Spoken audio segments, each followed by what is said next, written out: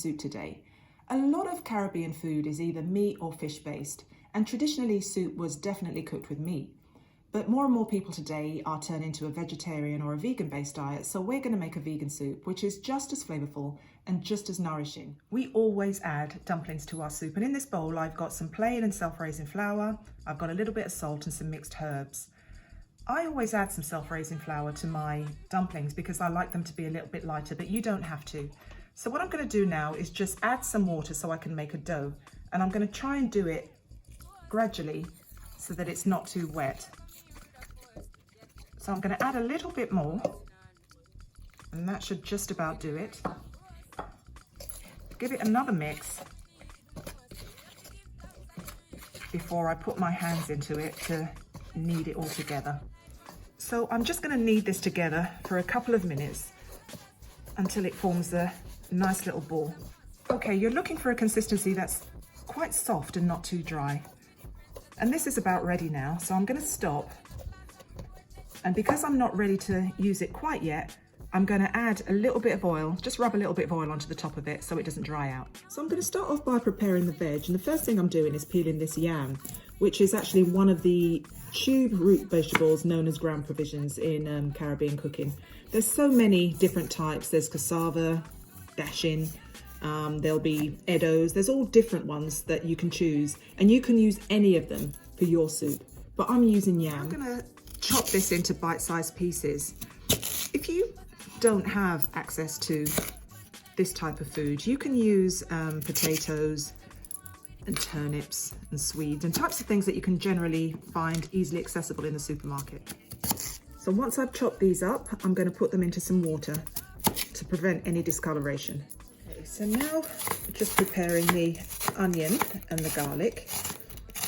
This is going to be a one-pot dish, and it's going to be really quick once everything's prepared.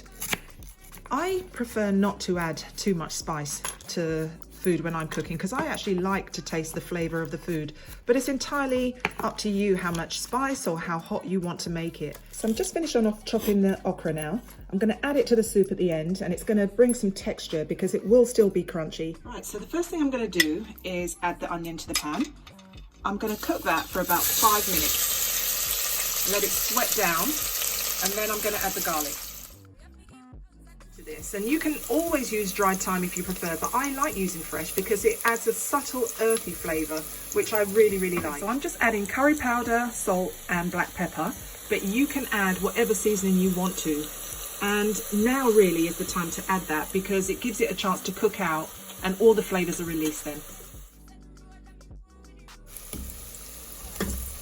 So just cook that out for a couple of minutes. So I'm adding a whole tin of coconut milk to this. Also adding about 300 mils of cold water.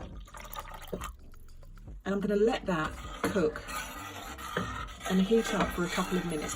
Okay, so I'm adding about a dessert spoonful of sugar as well.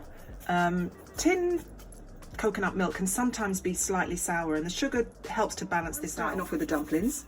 You can make whatever shapes you like. I generally make 3 shapes. And the first is the round one.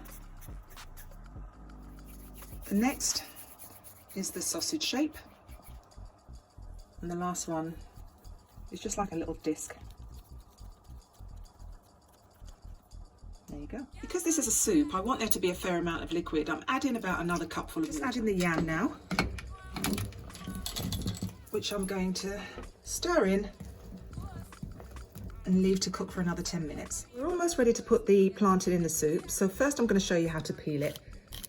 First thing you do is nip off either end. And you take a sharp knife and just score the back of the skin. Then you can just simply separate the skin, take the tip of your thumb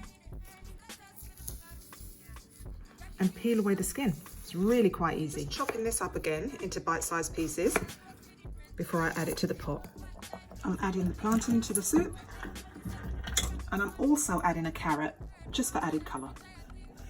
Carrot added. We're just going to leave that to cook for 5 minutes. Finally adding the okra, and we're going to cook for the last 2 minutes.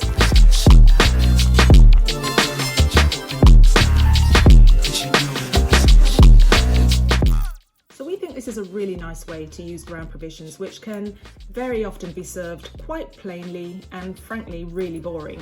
Now, people often regard vegan cooking as just eating beans, grains and pulses, and this really isn't that. It's nutritious, it's hearty, and it's also delicious, and we really encourage you to have a go.